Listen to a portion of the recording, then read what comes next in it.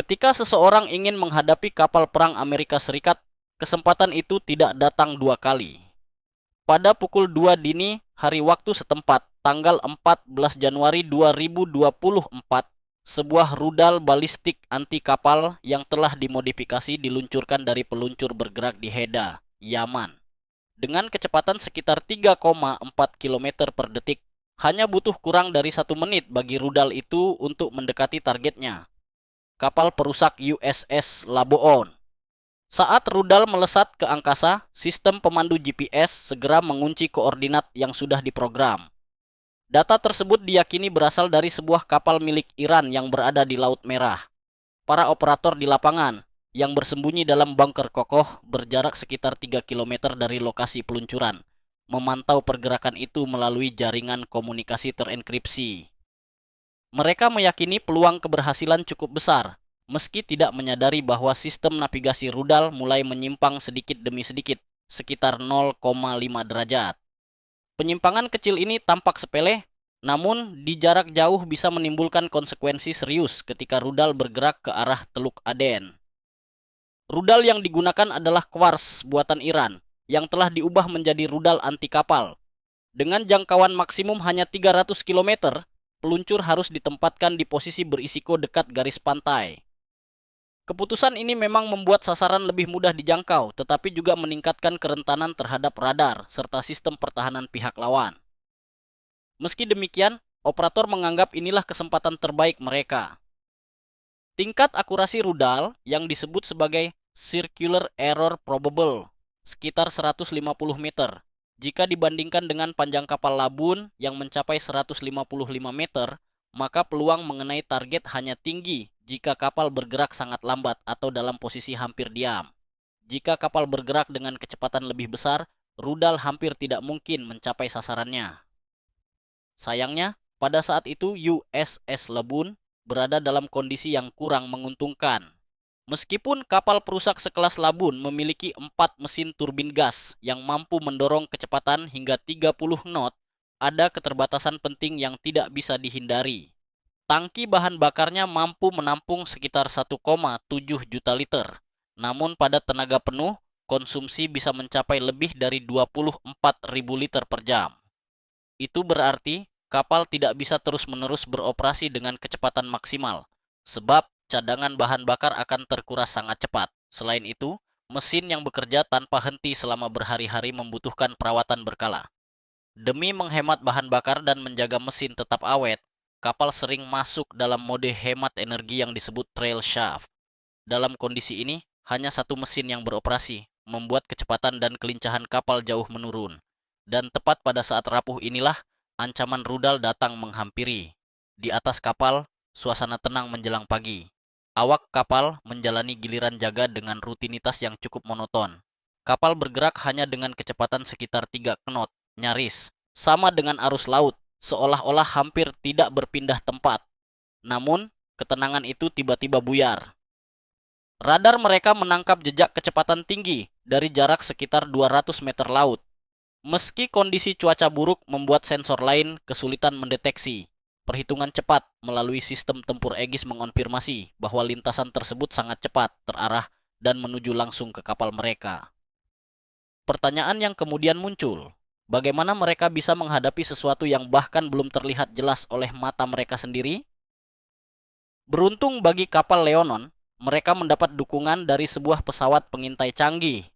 Pesawat itu adalah E-2D Hawkeye, yang saat itu sedang berpatroli di atas Laut Merah pada ketinggian sekitar 27.000 kaki. Hanya beberapa detik setelah rudal diluncurkan, radar besar ANAPI 9 milik Hawkeye segera mendeteksi ancaman tersebut. Dari arah terbang, kecepatan, serta pola lintasan, sistem dengan cepat mengenali bahwa itu adalah rudal. Radar ini mampu berputar 6 kali setiap menit, memantau ratusan kilometer persegi wilayah sekaligus. Setiap 10 detik data posisi terbaru diperbarui. Awak pesawat segera mengirimkan lintasan rudal melalui jaringan taktis Link 16 ke kapal Leonon. Karena Hawkeye dirancang untuk beroperasi bersama kapal perang, pesawat tersebut dapat terus melacak rudal dan memberikan solusi kendali tembakan, bahkan ketika sensor kapal tidak mampu melihatnya secara langsung. Namun, waktu reaksi yang tersedia sangat terbatas, hanya sekitar 30 detik. Ketika rudal mencapai titik puncak lintasannya, atau disebut apogee, ia kemudian membalik dan memasuki fase akhir dengan kecepatan tinggi. Strategi ini dikenal sebagai serangan dari atas, dengan tujuan menembus titik lemah sistem pertahanan sebagian besar kapal, yaitu area buta radar yang menghadap ke langit. Tetapi radar pertahanan yang dipasang di Leonon bukan radar biasa. Ia mampu mendeteksi pergerakan rudal, bahkan ketika mulai menukik turun. Saat itulah awak kapal menyadari keberuntungan kembali berpihak kepada mereka. Masih ingat penyimpangan kecil sebesar 0,5 derajat di awal penerbangan rudal? Selama penerbangan, kesalahan itu terus membesar, dari hanya beberapa meter menjadi sekitar 16 kilometer. Rudal tidak menyadarinya, dan ketika sistem pemandu internal menyalakan pencari aktif untuk tahap akhir, koordinat GPS yang digunakan sudah tidak sesuai dengan posisi kapal sebenarnya. USS Labun tidak lagi berada di titik yang diincar. Beberapa detik setelah menerima peringatan adanya rudal mendekat, perwira di anjungan kapal segera memerintahkan pengaktifan darurat mesin. Proses startup normal yang biasanya memakan waktu dipangkas, sehingga hanya dalam 90 detik kapal dapat mempercepat dari 3 knot hingga lebih dari 30 knot. Sambil meningkatkan kecepatan, Leonon bermanuver ke sisi kiri agar dapat memaksimalkan jangkauan radar pemandu yang mengendalikan sistem pertahanan SM-2. Radar pencahayaan Mark 99 digunakan untuk memfokuskan sinyal ke arah rudal, sehingga peluru kendali pertahanan dapat mengunci target dengan akurat. Namun, ternyata awak kapal segera menyadari bahwa rudal tersebut tidak lagi menjadi ancaman nyata. Karena keterbatasan dalam sistem pemanduan pihak penyerang, lintasannya meleset jauh dan rudal itu melintas tanpa bisa mendekat ke kapal. Sekitar 30 detik kemudian, awak kapal menyaksikan rudal itu jatuh ke laut pada jarak sekitar 20 km tanpa menimbulkan kerusakan apapun. Kapal terus melaju kencang sambil bersiap menyusun langkah berikutnya. Tantangan besar berikutnya adalah mencari tahu lokasi peluncur rudal. Tentu saja, hal ini jauh lebih sulit dilakukan ketimbang dibicarakan, kecuali Anda adalah bagian dari Angkatan Laut Amerika Serikat.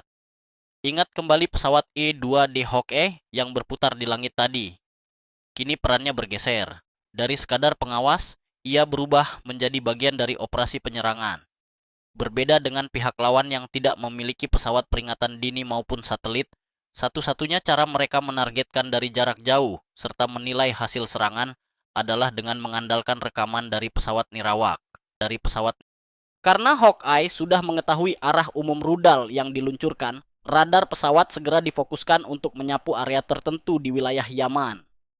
Mengingat tidak ada penerbangan komersial maupun pesawat pribadi yang melintas di wilayah tersebut, setiap objek terbang yang terdeteksi di area itu kemungkinan besar adalah wahana nirawak. Tidak lama kemudian, radar Hawkeye menemukan apa yang mereka cari. Dari jarak sekitar 550 km, sistem berhasil merekam 4 unit pesawat nirawak yang terbang dalam formasi. Kelompok lawan mengerahkan pesawat-pesawat ini sebagai pengintai untuk memantau serangan rudal mereka. Namun, alih-alih memperoleh rekaman yang bisa mereka gunakan, temuan ini justru membuka jalan bagi tanggapan cepat dari pihak Amerika Serikat. Sebelum respons udara dapat dilakukan, diperlukan satu tahap penting lainnya. Sebuah satelit pengintai canggih, dikenal sebagai YKH-11, menjadi kunci dalam operasi ini.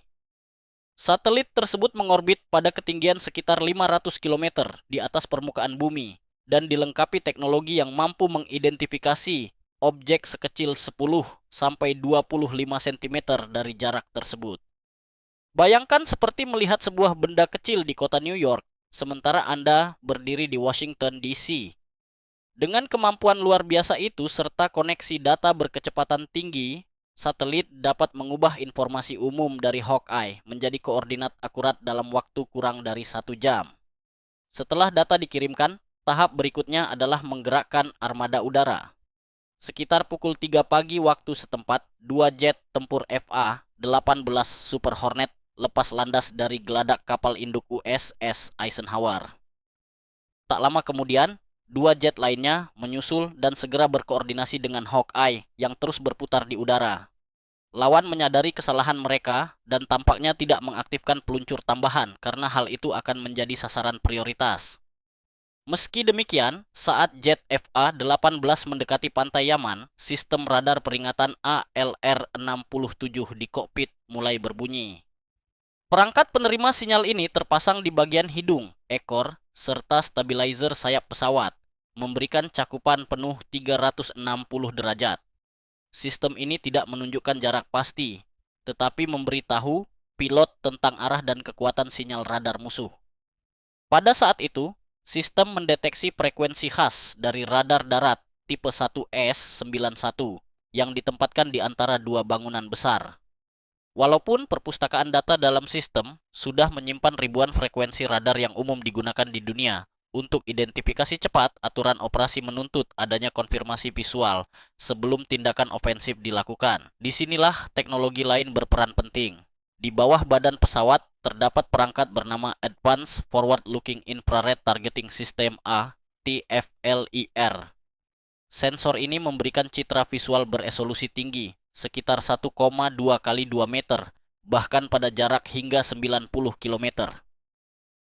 Dengan akurasi ini, pilot dapat membedakan dengan jelas antara target militer yang sah dan bangunan sipil di kawasan padat penduduk, sehingga keputusan yang diambil tetap sesuai dengan aturan keterlibatan internasional. Setelah proses konfirmasi visual selesai, pesawat tempur F-18 mulai memasuki tahap operasi. Saat formasi mendekati wilayah target pada jarak sekitar 30 mil, pesawat yang berada di garis depan mulai membagi tugas sasaran. Target pertama adalah peluncur yang menjadi pusat ancaman. Target kedua berupa sistem radar yang melindungi area tersebut. Target ketiga adalah pusat komando yang terletak sekitar 2 mil dari posisi awal. Sementara itu, pesawat keempat bersiap sebagai cadangan jika ada unit yang tidak dapat melanjutkan misi. Apabila tidak diperlukan, pesawat keempat memiliki peran menghancurkan peluncur tambahan yang sebelumnya digunakan untuk mengendalikan 4 UAV pengintai. Meski rencana tampak sederhana, kenyataannya terdapat tantangan yang cukup besar. Perangkat peluncur itu tidak berada di lokasi terbuka, melainkan ditempatkan di antara bangunan perkotaan. Bahkan, sebuah bunker perlindungan sipil telah dimodifikasi menjadi titik pertahanan, sehingga pihak lawan dapat memanfaatkan perlindungan beton bertulang tebal setinggi hampir 2 meter. Namun, F-18 membawa persenjataan khusus yang dirancang untuk menghadapi kondisi semacam ini. Jika diperhatikan pada bagian sayap, setiap pesawat dilengkapi 4 bom seberat 2000 pon. Bukan bom konvensional, melainkan bom penghancur bunker GBU-31. Inti dari bom ini adalah BLU-109 dilengkapi sistem pemandu GPS yang membuatnya sangat akurat.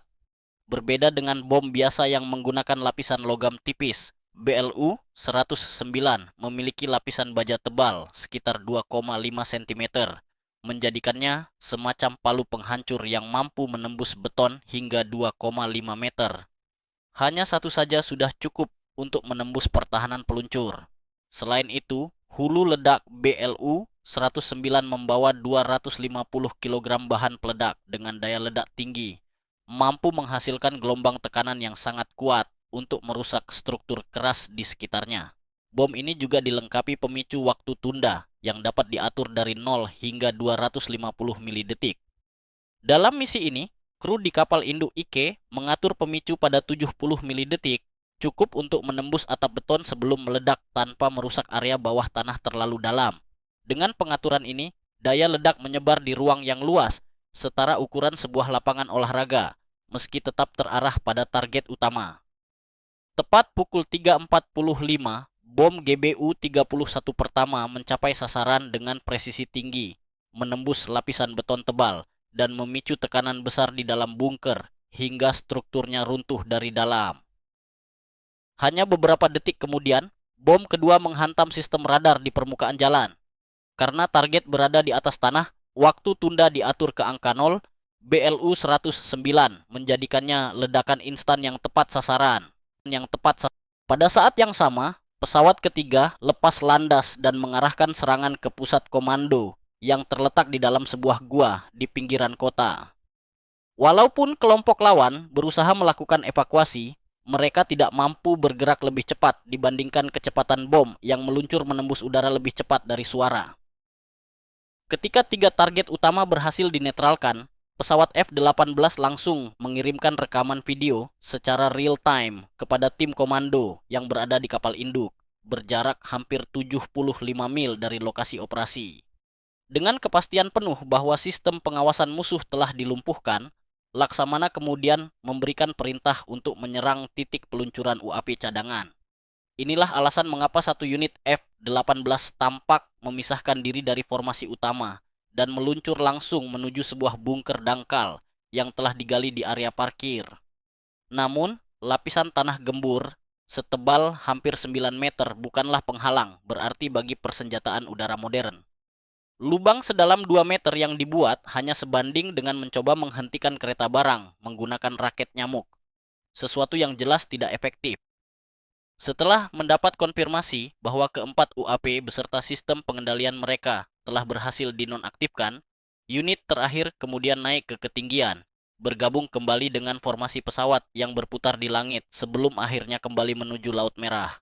Misi tersebut dianggap sebagai keberhasilan penuh, sekaligus menjadi bagian dari serangkaian operasi yang diperkirakan akan terus berlangsung dalam dinamika konflik di kawasan Laut Merah yang semakin meningkat intensitasnya. Jika Anda menyukai video ini, silakan tonton video menarik lainnya di kanal kami. Terima kasih sudah menonton.